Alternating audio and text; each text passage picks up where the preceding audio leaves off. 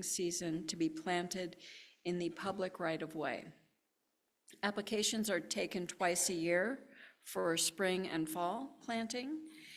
The approval process includes an application review and a site visit to make sure your residence qualifies for the program. After that, you'll get a list of available trees and pay $50 per tree. People who meet certain income qualifications may receive their tree for free. Rooted in Cheyenne will call 811 to check for any dangers related to digging the planting hole on the planting day. A crew of volunteers will do all the hard work. After planting, the program's tree stewards will check periodically on the health of your tree and make suggestions for the care of it. So we hope you'll be generous in the offering today. Half will go to Rooted in Cheyenne. Thank you. And also, before our centering music comes on, I just want to let everyone know that the music you're going to hear is actually our very own Pris Golden. It's a recording of her playing piano, Pie Jesus by Fauve.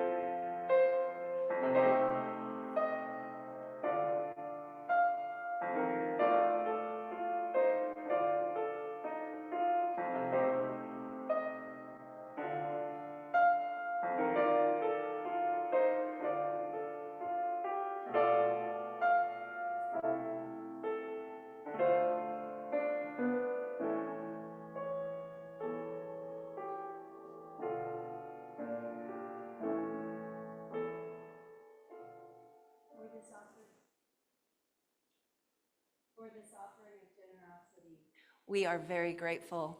May these help the mission of this church.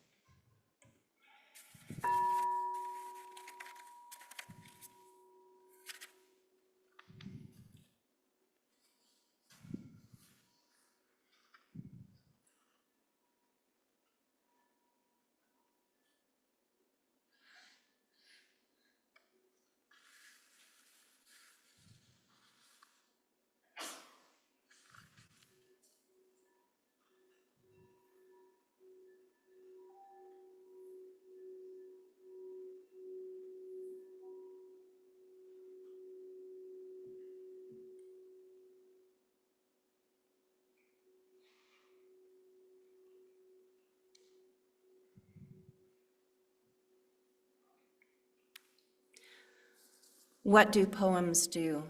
By Brian Doyle. I was, no kidding, a visiting writer in a kindergarten recently. And the children asked me many wry and hilarious questions. Among them, is that your real nose? And can you write a book about a ruffed grouse, please? But the one that pops back into my mind this morning was, what do poems do? Answers. Swirl leaves along sidewalks suddenly when there is no wind. Open recalcitrant jars of honey. Be huckleberries in earliest January, when berries are only a shivering idea on a bush. Be your dad for a moment again, tall and amused and smelling like Sunday. Be the awful wheeze of a kid with the flu. Remind you of what you didn't ever forget, but only mislaid or misfiled. Be badgers, meteor showers, falcons, prayers, sneers, mayors, confessionals. They are built to slide into you sideways. You have poetry slots where your gills used to be, when you lived inside your mother. If you hold a poem right, you can go back there, find the handle, take a skitter of words and speak gently to them, and you'll see. And now for our opening hymn, I invite you to open your teal hymnals and rise in body or spirit to join us in singing 1007, There is a River Flowing in My Soul.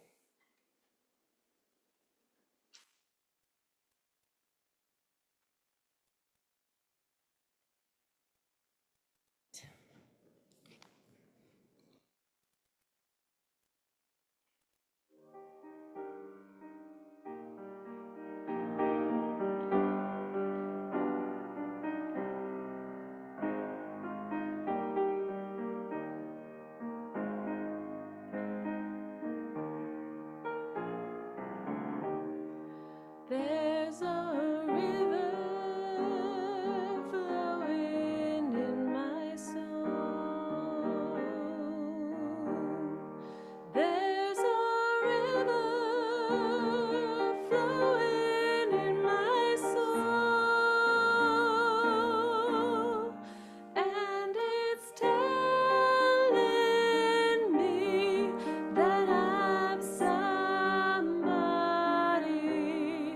There's a river flowing in my soul. There's a river flowing in my heart. There's a river flowing in my heart, and it's telling me that I'm somebody.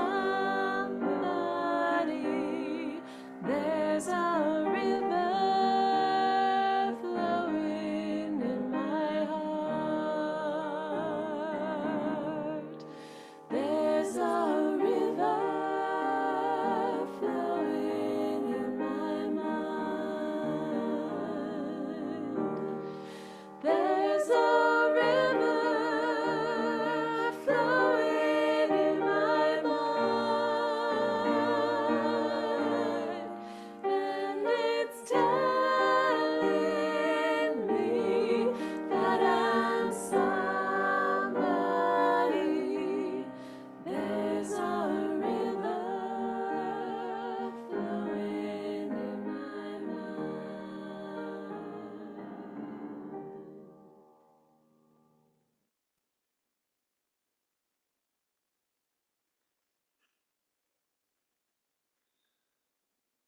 Today's chalice lighting is entitled It Starts with a Spark by Linda Susan Orridge. A quick flash that makes you doubt your senses, but then a tiny ember glows on the braided twine and brings to a flame to life, and a blurry array of pinpoint lights moves out toward the viewer. Soon you find a candle sitting on a table, desolate until its wick touches yours. And suddenly the brightness doubles. In an instant, the warmth has grown.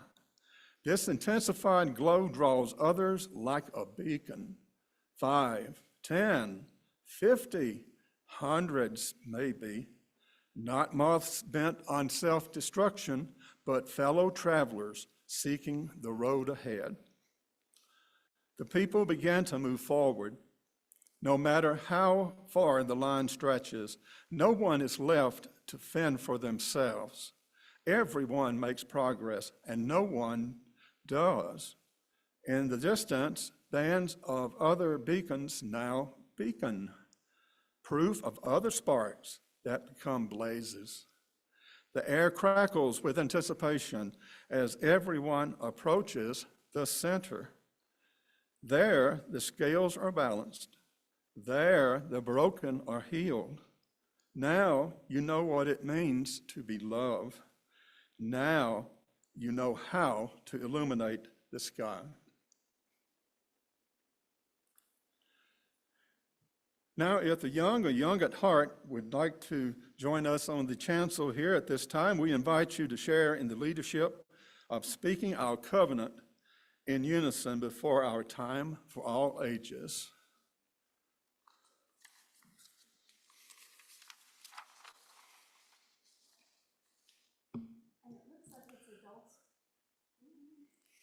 Looks like it's adults only today.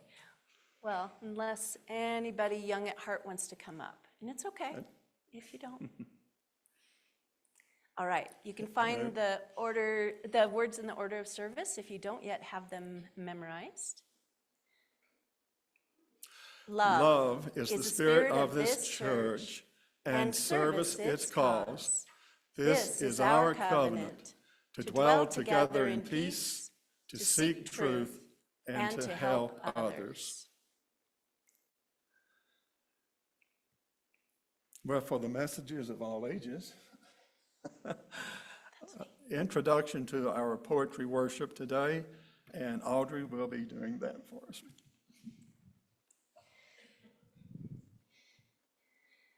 So it is a message for all ages to contemplate. Earlier we heard from a poet about what a poem is for. He said, "What do poems do?" And what are some of the things that you think poems do? Just shout out, what are some of the things you think poems do? Feed your soul. Express our inmost feelings. Give a different perspective on things. Allow us to question ourselves.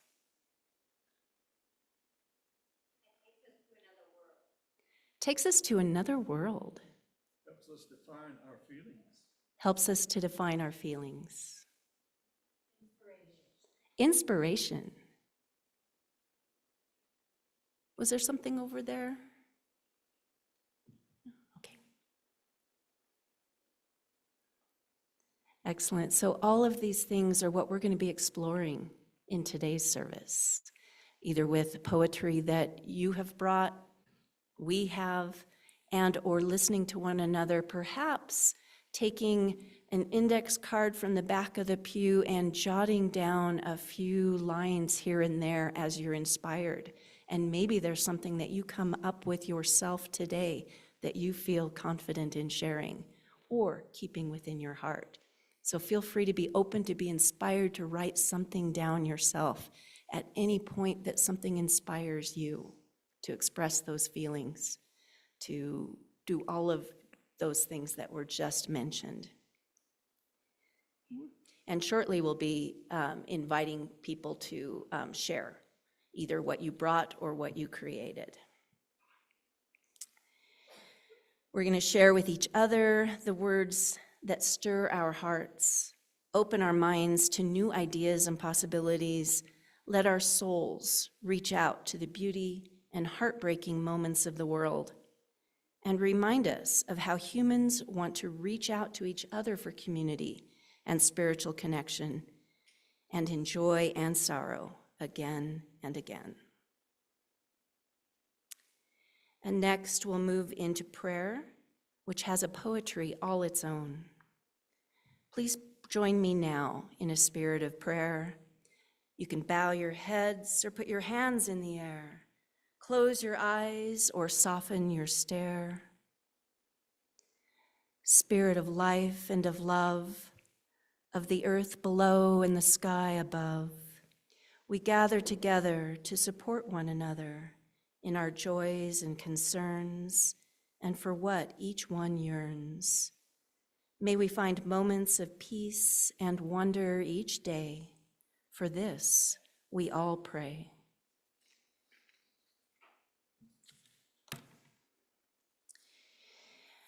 And we would like everyone to please keep Colton's brother Sam in your prayers as he is navigating becoming unhoused and addiction. And please keep positive thoughts as a member here today explores new career opportunities after an unfortunate layoff. And we ask to honor the joy of this beautiful day, of the sunshine, of the growing plants around us, and let us not lose sight of the beauties, the joys, as well as holding in our hearts the sorrows and challenges. May we give thanks for the ever-changing earth, for its cycles of growth, hibernation, and rebirth, and hold room in our hearts for any unshared joys and sorrows too tender to be voiced. May we find in this space peace, comfort, and community. Amen, amen, and blessed be.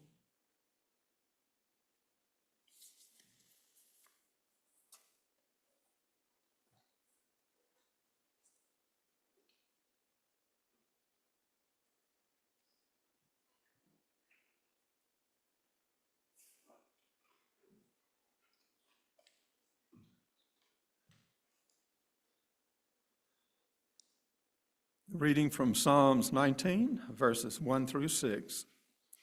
The heavens are telling the glory of God, and the firmament proclaims his handiwork.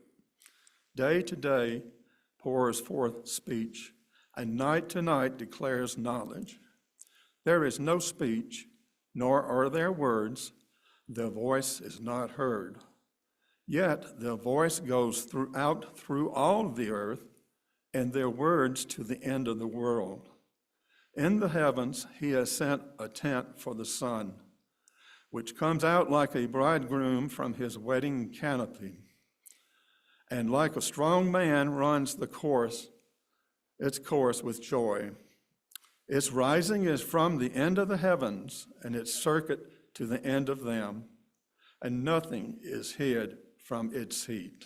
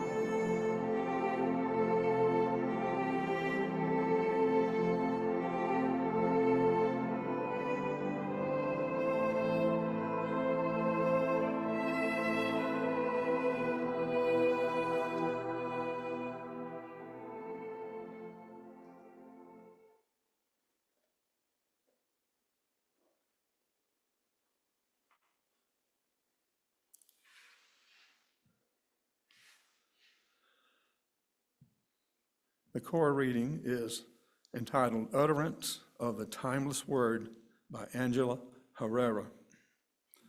You bring yourself before the sacred, before the holy, before what is ultimate and bigger than your lone life, bigger than your worries, bigger than your money problems, bigger than the fight you had with your sister and your aches and pains, bigger even than your whole being, yourself who is part of and trapped within and blessed with a body that does what you want and doesn't do what you want, and wants all the wrong things and wants all of the right things. You stand at the edge of mystery, at the edge of the deep, with the light streaming at you, and you can't hide anything, not even from yourself. When you stand there like that, and then what? Maybe you call your pastor and say, "What is this? What am I looking at? What do I do?" And your pastor comes and stands at the edge with you and looks over. She can't hide anything either, she thinks, not even the fact that she doesn't know the answer to your question, and she wonders if you can tell. She thinks of all the generations who've come before you and cast words out toward the source of that light, wanting to name it. Somehow she thinks to herself, the names tethered to the aging world and got old while the light remains timeless and burns without dimming. Meanwhile, the armful of worries you brought to the edge of mystery have fluttered to your feet. Unobscured by these, you shine back, light emanating unto light. You, with your broken heart and your seeking, you are the utterance of this timeless word. The name of the holy is pronounced through your being.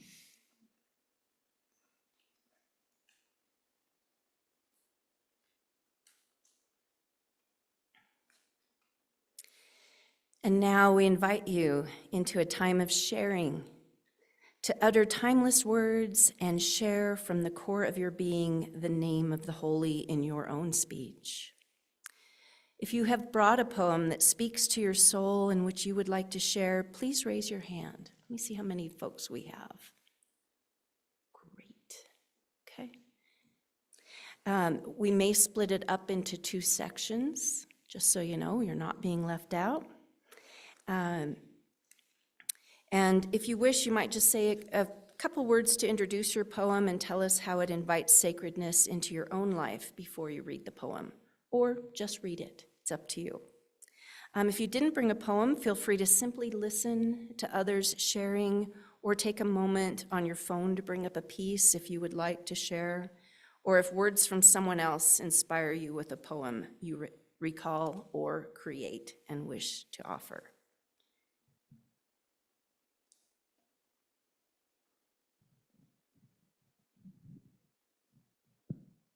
So I'll be coming around with this mic, and just so you know, you need to hold it like within a fist width of your mouth in order for it to broadcast. Okay, so not down here, up here.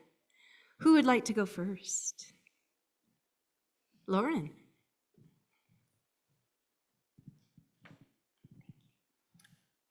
This poem is called Being, Not Doing, and I got this from can't remember if it was a Beloved Conversation, that class or the leadership development class, one of the two. Being, not doing. Your sacredness does not rely on your doing. Your holiness comes from your being. You have been holy for your whole life, from when you were a helpless infant, and you will still be holy when you are elderly and infirm. Your being, not your doing, is sacred. And that's the Reverend Sarah Stewart. Thank you. All right, Heather has something to share.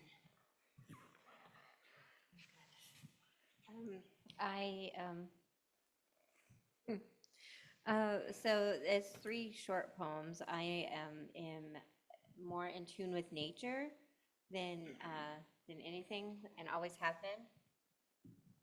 You don't have to hold it. Okay, sorry guys. Alice Walker said, I understood at a very early age that in nature, I felt everything I should in church, but never did. Walking in the woods, I felt in touch with the universe and with the spirit of the universe. And then Carly Marie said, had one that said, I'm grounded. My spirit is grounded deep in the earth. I am calm, strong, centered, peaceful, and I am able to let go of fear and trust that I am eternally safe. I am worthy of all things. Beautiful. And then this one's just, an awesome thing. Do not judge my path. You have not walked in my shoes or ridden my broom. Thank you.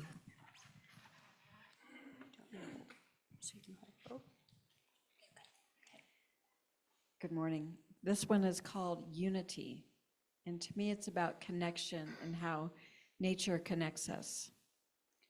Ultimately, it will be the small things that unite us.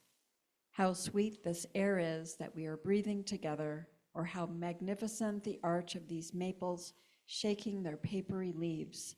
How beautiful it is that our eyes see the sunset like a treasure into the horizon day after day.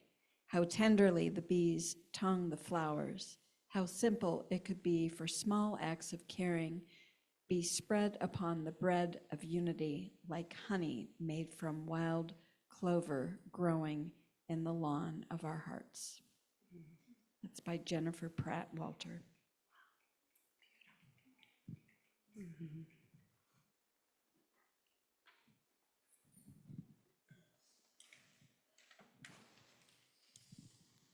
Hello. Oh, yes, you can hear me.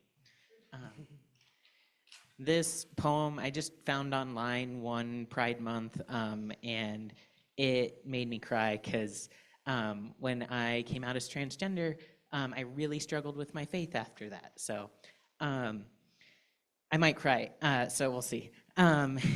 It's titled Jesus at the Gay Bar. He's here in the midst of it, right at the center of the dance floor, robes hitched up to his knees to make it easy to spin. At some point in the evening, a boy will touch the hem of his robe and beg to be healed, beg to be anything other than this. And he will reach his arms out, sweat damp and weary from his dance. He'll cup this boy's face in his hands, and he'll say, my beautiful child, there is nothing in this heart of yours that ever needs to be healed. I didn't get the name of the author, but yeah.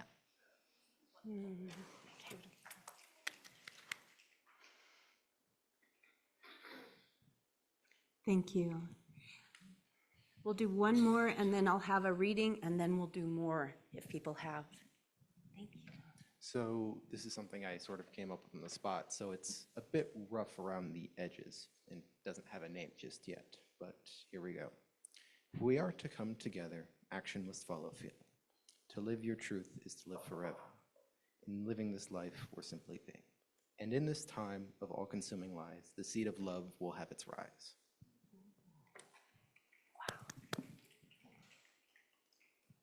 That was beautiful. Thank you. Yeah, thank you for the courageousness in sharing, all of you, so far.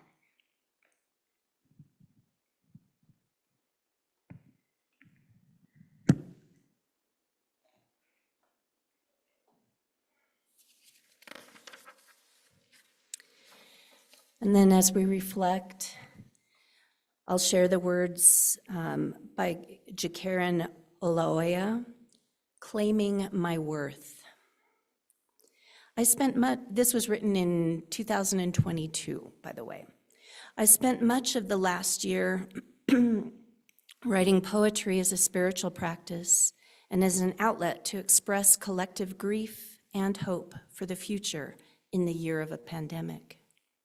I shared my poems a few times a week on my Facebook page, happy to connect with my community during a time when I felt isolated. On the more popular poems, I noticed people leaving questions. Who wrote this? This is really good. Or, did you write this? It seemed flattering on the surface. I thought, they thought my poems were good. They thought they were so good, I couldn't possibly have been the writer. From the back, a Black woman is seen with her arms raised, wrists crossed. Her top is made from traditional West African fabric. This could not be my work. This had to be written by someone else, not me. These thoughts haunted me as I wrote. I questioned whether my identity as a Black woman was the catalyst for the questions. Black and brown people are often met with surprise and disbelief in their work, as if they aren't inherently capable of spiritual connection and depth. I'd dreamed of writing a book of poetry in 2020. For every poem I shared, I had another that was reserved just for publication. Ignoring the spiritual and emotional connections I cultivated in my life, I started to lean into it, saying that my poetry was divinely inspired, a separation of me from my work. I started to share fewer of my poems until I stopped sharing entirely, and eventually stopped writing them. If the work was good enough to be viewed as good, but wasn't good enough to be my own, why share it? Stopping my spiritual practice of writing was a separation of myself from spirit, a separation that led me to question my own worth and dignity. It finally occurred to me that doubting my work was not a personal attack, it was a defense. Recognizing that I was a writer meant acknowledging me as an equal, a privilege not extended to Black people often. But I affirm that I am worthy of being good enough to touch hearts and souls and connect others to spirit, that worthiness is in each of us inherent, and we can embrace and safely feel all the feelings that come up: pain, rejection, heartache, longing, love, hope. We don't have to doubt goodness. Divine Spirit, it is so easy to throw up a shield of protection in the form of doubt, but that doesn't lead to growth or connection. Help us to realize that being vulnerable is a gift. We don't have to doubt the worth of others nor ourselves when we are reflected out in the world.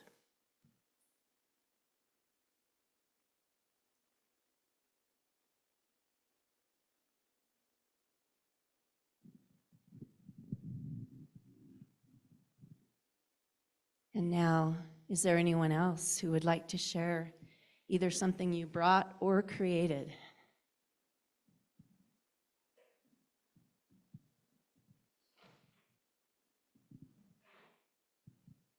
So what I brought is an excerpt from Lord of the Rings by J.R.R. Tolkien. But it's helped me through a lot of different phases in my life. So, all that is gold does not glitter. Not all those who wander are lost. The old that is strong does not wither. Deep roots that are not reached by frost. From the ashes of fire shall be woken. A light from the shadows shall spring. Renewed shall be the blade that was broken. The crownless again shall be king. And then I did write one about how I feel when I come to church. You are not alone, for the love of all mankind lies within your soul. Thank you, Michaela.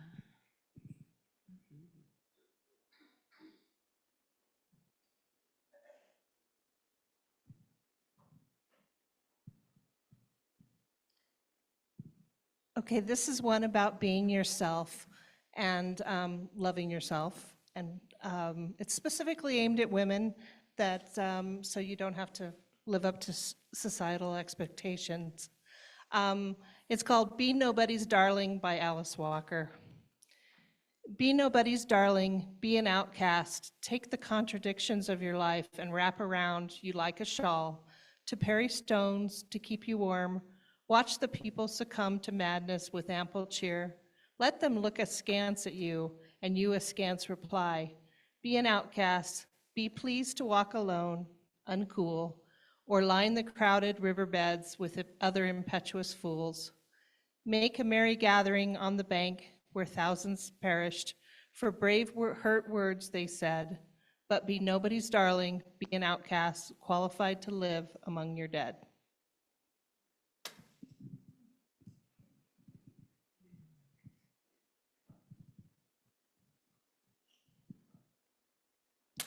This is a poem by Adrienne Rich. It's called Diving into the Wreck. I started trying to memorize it last year, and I spent 2 days at General Conference, the Church of Jesus Christ of Latter-day Saints, and it was like 20 solid hours. So now when I think of it, I think of sitting in that huge cavernous room, which I think is unique. Diving into the wreck. First, having read the Book of Myths and loaded the camera and checked the edge of the knife blade, I put on the body armor of black rubber, the absurd flippers, the grave and awkward mask. I am having to do this not like Cousteau with his assiduous team aboard the sun-flooded schooner, but here alone. There's a ladder. The ladder is always there, hanging innocently, close to the side of the schooner. We know what it is for, we who have used it. Otherwise, it is a piece of maritime floss, some sundry equipment. I go down, rung after rung, and still the oxygen immerses me, the blue light, the clear atoms of our human air. I go down. My flippers cripple me. I crawl like an insect down the ladder, and there is no one to tell me when the ocean will begin. First, the air is blue, and then it is bluer, and then green, and then black. I am blacking out, and yet my mask is powerful. It pumps my blood with power. The sea is another story. The sea is not a question of power. I have to learn alone to turn my body without force in the deep element. And now, it is easy to forget what I came for among so many who have always lived here, swaying their crenellated fans between the reefs. And besides, you breathe differently down here. I came to explore the wreck. The words are purposes. The words are maps. I came to see the damage that was done and the treasures that prevail. I stroked the beam of my lamp slowly along the flank of something more permanent than fish or weed, the thing I came for, the wreck, and not the story of the wreck, the thing itself and not the myth, the drowned face always staring toward the sun, the evidence of damage worn by salt and sway into this threadbare beauty, the ribs of the disaster, curving their assertion among the tentative haunters. This is the place, and I am here. The mermaid whose dark hair streams black, the merman in his armored body. We circle silently about the wreck. We dive into the hold. I am she, I am he, whose drowned face sleeps with open eyes, whose breasts still bear the stress, whose silver, copper, vermeil cargo lies obscurely inside barrels, half wedged and left to rot. We are the half-destroyed instruments that once held to a course, the water-eaten log, the fouled compass. We are, I am, you are, by cowardice or courage, the one who finds our way back to the scene, carrying a knife, a camera, a book of myths in which our names do not appear.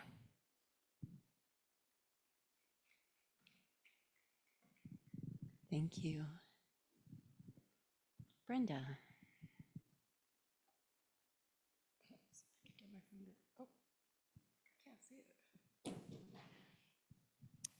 This poem, I lost my dad when I was really young, and I don't remember a whole lot about him, but this poem was really special to him, and it always makes me feel really close to him. And it's by John Gillespie, Maggie Jr. Oh, I've slipped the surly bonds of earth and danced the skies on laughter silvered wings. Sunward I climbed and joined the tumbling mirth of sun-split clouds and done 100 things you've not dreamed of, wheeled and soared and swung. high in the sunlit silence. Hovering there, I've chased the shouting wind along and flung my eager craft through footless halls of air. Up, up the long, delirious, burning blue, I've topped the wind-swept heights with ease and grace, where never lark nor eagle flew. And while with silent lifting mind, I've trod the high, unsurpassed sanctity of space, put out my hand and touched the face of God. Thank you, Brenda.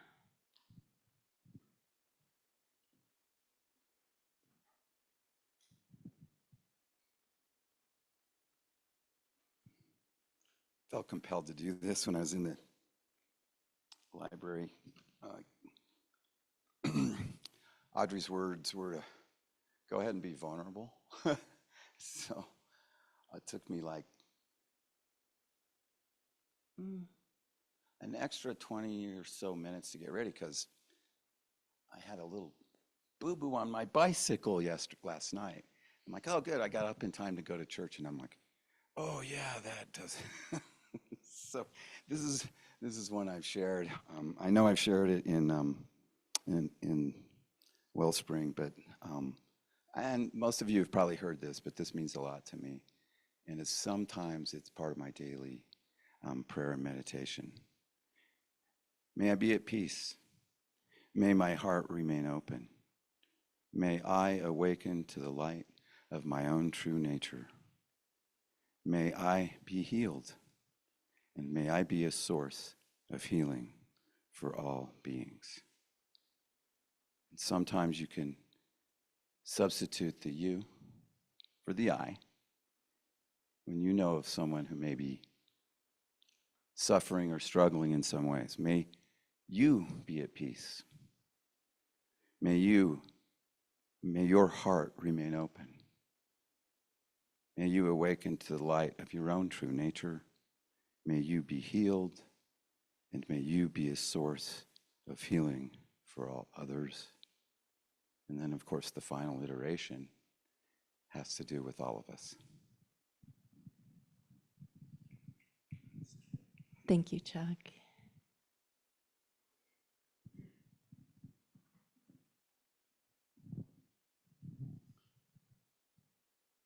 My mom loved poetry, and one of her favorite poems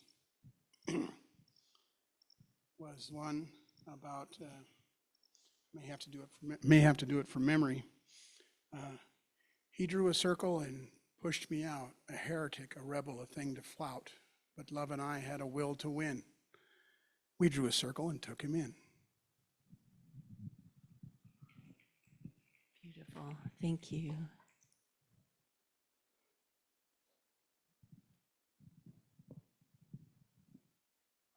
I saw your hand go to your hair. I thought it was a hand up. Anyone else like to share? We could have time for one more, or this is normally when I would move on. But last call. And I did forget to mention with the people on Zoom, if you have anything that you would like to post in the chat, it is enabled to do that. And if that happens, we could potentially include that at the very end where we could read that. Okay. All right. Thank you all. Really beautiful sharings. You have, oh, Mike wants to share one.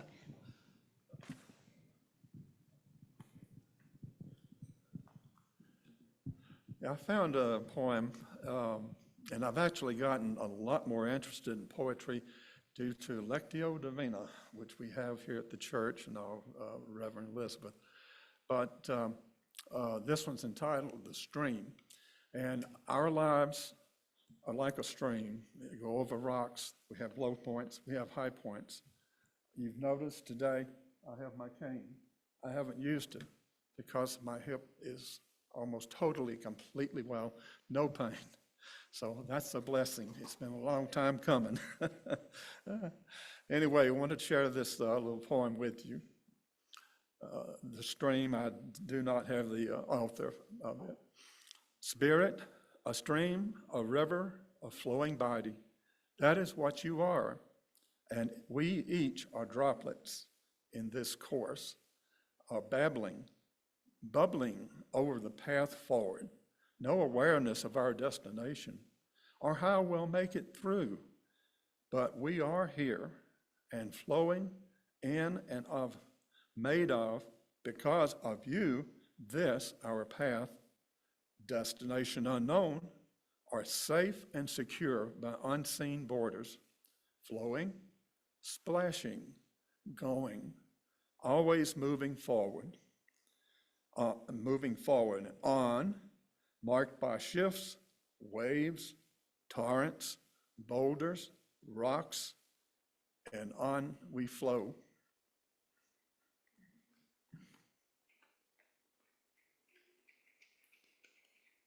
Thank you, Mike. And now I invite you to please rise in body or in spirit and join us in singing our song response, number 368 in the gray hymnal. It is called Now Let Us Sing, and again, we'll have recorded accompaniment.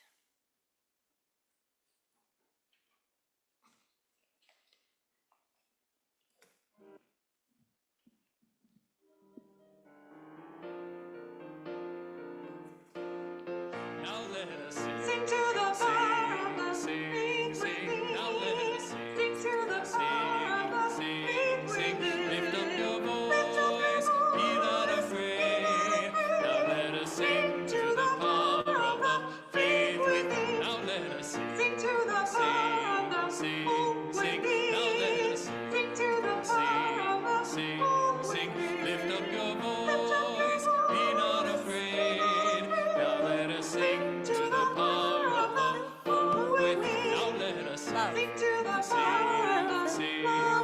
Now let us sing to the power of the sing. Lift up your voice, be not afraid. Now let us sing to the power of the love within. Now let us sing to the power of the joy within. Now let us sing to the power of the joy within.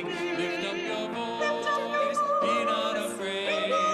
Now let us sing to the power of the joy within.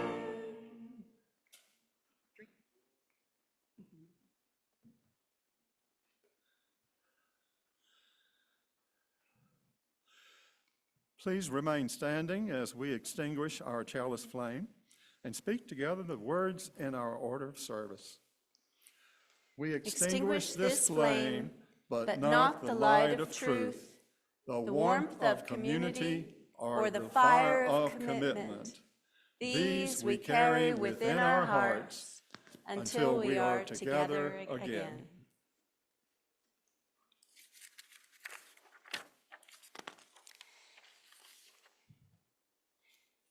And for our benediction, we have the words from Unitarian Universalist minister Rick Maston, the writing on the wall.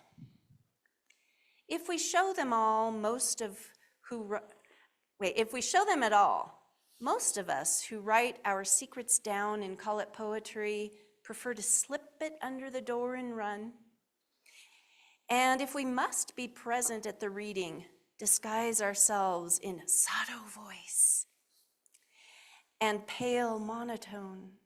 But here was one who could take us into his personal life and show us around as if it were a house for sale, exposing everything the way it was, and never once rushing ahead to straighten up a room or kick the dirty linen under the bed. How could he do it? And why?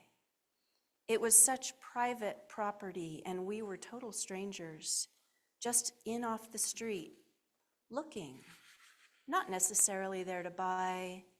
But then toward the end, I realized that there was nothing in this place I hadn't seen before. And when I told him this at the door, he took me by the hand and thanked me for helping him feel so at home.